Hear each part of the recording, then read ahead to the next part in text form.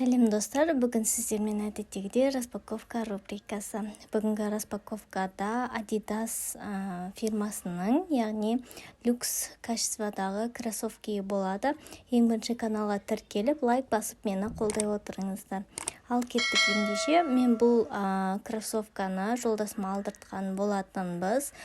Бұл жақта Қазақстанда бағасы бізде 25 мың 30 мың арасында көрдік.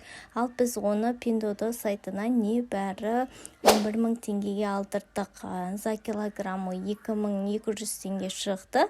Бізге былай айтқанда қаншама эконом болды. Мінекей, ашып көрді, қарасаңыздар болады. Качествосы өте жақсы және размері тура келді.